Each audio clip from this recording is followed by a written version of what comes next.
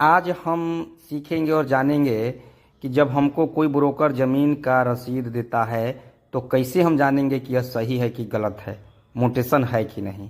तो उसके लिए सबसे पहले क्रोम पर आप बिहार भूमि जानकारी लिखिएगा और यहाँ देखिए जो वेबसाइट खुला हुआ है इसी वेबसाइट पर आप क्लिक करिएगा।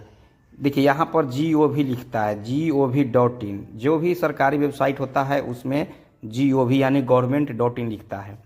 खोलिएगा तो कुछ इस तरह से इंटरफेस खुलेगा। इसको क्लोज कर दीजिए, इसको क्लोज करिए और देखिए यहाँ पे बहुत सारे आइकॉन खुल गए हैं, बहुत सारा आइकॉन खुला हुआ है।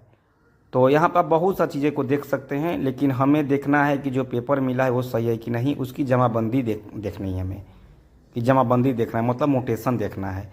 तो चलिए देखते हैं यहाँ से जमाबंदी। जमाबंदी पर क्लिक करिएगा तो ये डिटेल्स आपको यहाँ पर मिल जाएगा जो आपकी देख रहे हैं। जब आप रसीद लेते हैं किसी भी ब्रोकर से तो आपको रसीद में सारा डिटेल रहेगा, जो भी वो रसीद देगा आपको या डॉक्यूमेंट देगा उसको सारा डिटेल रहेगा। जैसे कि जिला उस पर लिखा हुआ रहेगा। हम आपको एग्जांपल के लिए अपने ज़मीन का चेक कर रहे हैं, तो जैसे देखिए यहाँ पर जिला लिखा रहेगा, आपको अंचल उस रसीद पे लिखा रहता है, आप उसको यहाँ भर देंगे, भर कर प्रोसेस करेंगे। जैसे ही प्रोसेस करिएगा प्रोसेस हो जाएगा तो ये हरा वाला है जो बंद हो जाएगा। देखिए बुझ गया हरा वाला। यहाँ पर आ जाइए हल्का भी आप देख लीजिएगा, उस पर लिखा रहता है, आप उसमें देख करके हल्का डालिएगा। तो आप यहाँ पर हल्का देखिए, हल्का खोज के डालिएगा। तो जो हम चेक कर रहे हैं वो बीटा का है तो हमने यहाँ डाल दिया है आपको हल्का। ये हल्का जो हमारा है वो सिकंदरपुर है, तो देखिए हम सिकंदरपुर यहाँ खोज रहे हैं, नीचे में सिकंदरपुर है डाल दिए। और मौजा भी हमारा सिकंदरपुर ही है तो हम यहाँ पर मौजा में सिकंदरपुर डाल दिए।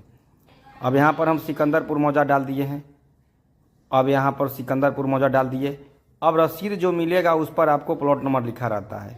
इस बात को ध्यान दीजिएगा दोस्तों कि जो रसीद मिलेगा आप पर उस पर प्लॉट नंबर नहीं लिखा रहता है, उस पर लिखा रहता है खेसरा संख्या।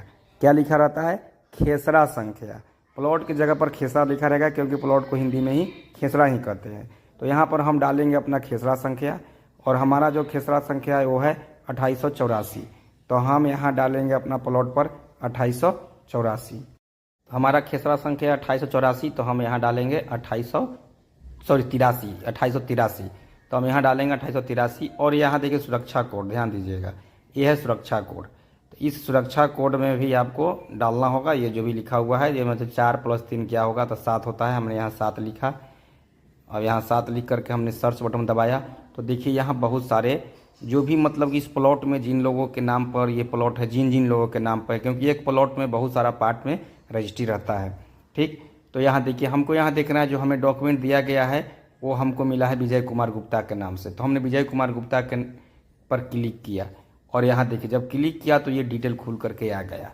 आपको यहाँ पर ही पूरा का पूरा डिटेल खुल करके आ गया कि आपका ये मतलब कितना रकबा उनके नाम पर है वगैरह वगैरह। देखिए ये हम आपको ब्लू कलर से दिखा दे रहे हैं, यहाँ पर ही ये है आपको जमाबंदी का पेपर ही हुआ, जमाबंदी का पेपर हुआ। और ये इस पर पूरा डिटेल आपको मिल जाएगा कि कब का जमाबंदी है क्या है।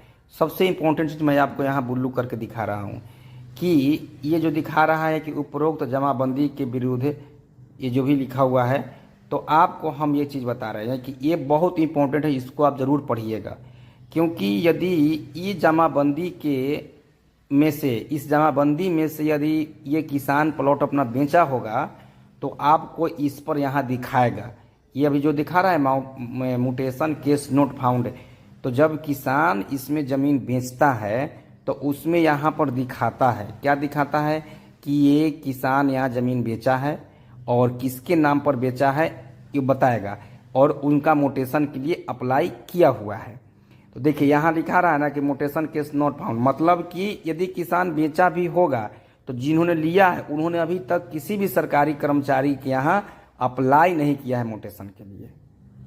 ये बात का प्रमाणिकता है कि ये जो पेपर है इस पेपर में अभी तक सरकार के पास कोई भी पेपर ऐसा उपलब्ध नहीं कराया गया कि जो ये साबित करे कि हमको इसमें से हमको ज़मीन लिखा गया है, हमको मिला है। तो जानकारी अच्छा रहा तो हमें लाइक करिएगा।